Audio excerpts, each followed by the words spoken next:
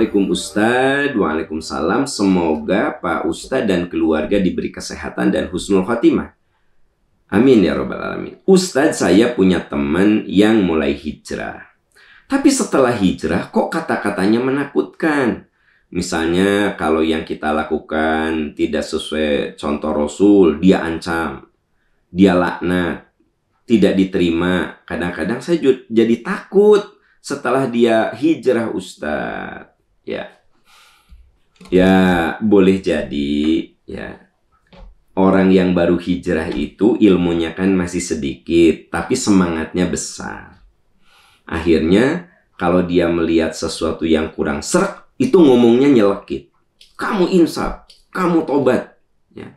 Neraka kamu, nggak akan diterima sholat kamu, percuma hidup kita. Nah gitu.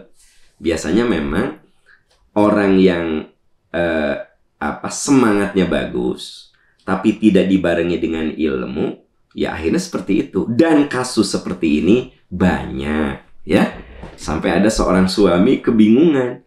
Istrinya setelah hijrah itu, wah, ngomongnya kok jadinya lekit ya. Ayah itu calon penghuni neraka kalau begini terus. Ayah itu bukan imam kalau begini. Ya. Kalau begini terus, mama mendingan cerai aja sama ayah. Oh, suaminya kaget. Lihat istrinya berhijrah, tapi ngomongnya jadi nyelekit. Ngomongnya jadi mengerikan. Nah, saya bilang sama bapak itu, ya bapak sabar aja, tunggu setahun 2 tahun.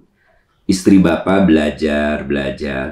Sebab yang saya amati, orang yang kayak gitu tuh banyak, tapi setelah berjalannya waktu, dia kan jadi bertambah ilmunya. Nah mulai reda, ya kan gitu. Mulai reda. Disitulah tantangan ya. Jadi bagi teman-teman yang baru berhijrah, semangat itu harus dibarengi dengan ilmu. Jadi orang yang baru berhijrah mah ilmunya baru 1 senti itu seperti yang sudah 1 kilo gitu panjang ilmu, ya. Nah makanya apa beda orang berilmu dan tidak berilmu? Orang berilmu itu dia makin wise, dia makin bijak. Dia makin bisa melihat persoalan dari berbagai perspektif. Dia punya helikopter view. Nah, itu ciri orang berilmu. Jadi dia wawasannya sangat luas sekali. Dia melihat satu persoalan dari berbagai perspektif. Karena dia seperti pakai helikopter gitu. Tapi kalau orang yang tidak berilmu, ya seperti ada di ruangan itu. Saya di studio saya, ya cuma lihat buku-buku, ya kan gitu. Komputer gitu. Perlengkapan media gitu. Ini saya di ruangan kerja saya gitu. Ya segini aja gitu. Saya tidak tahu kalau di luar itu ada taman, di luar itu ada rumah-rumah yang berderet. Di luar itu ada pasar, ada mall. Saya nggak tahu karena saya ada di dalam ruangan. Nah, sehingga ya saya merasa bahwa dunia itu ya sebesar ruangan ini gitu. Nah, makanya Anda harus sabar menghadapi teman yang baru insaf, yang baru hijrah, yang baru sadar gitu. Biasanya ya dia merasa bahwa itu kebenaran itu ya cuma segitu gitu loh. Cuma 1 senti itu gitu.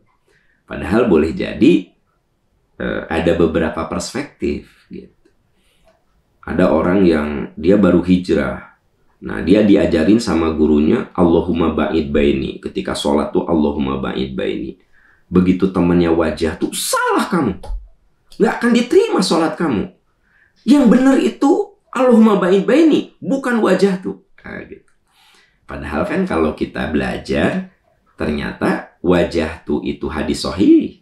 Allahumma ba'id baini juga hadis sahih. Berarti kalau ada teman kita baca wajah tuh ya nggak masalah.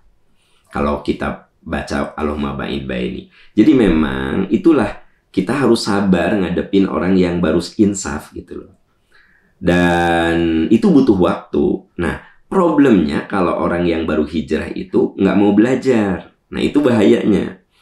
Jadi akhirnya kerjaannya nyalahin orang, melaknat, menghina, menyalahkan orang. Dan dia merasa itu jihad gitu loh.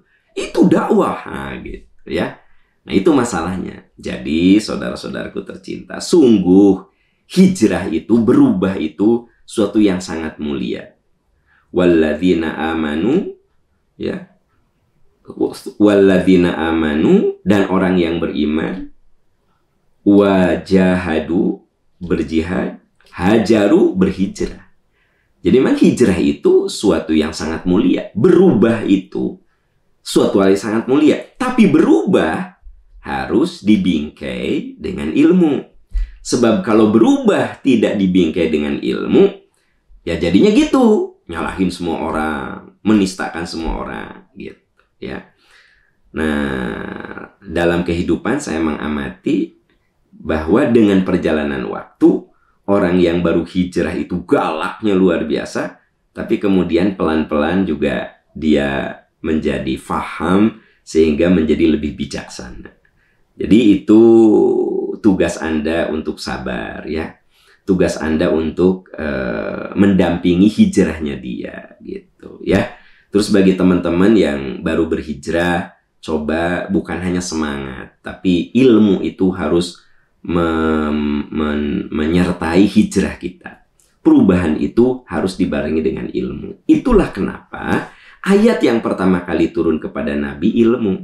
Belajar. Iqra bismi rabbikal ladzi khalaq. Baca dengan nama Tuhan yang menciptakan. Jadi ketika kita berhijrah, berubah, nah itu kudu dikawal dengan ilmu, gitu ya. Wallahu a'lam bishawab.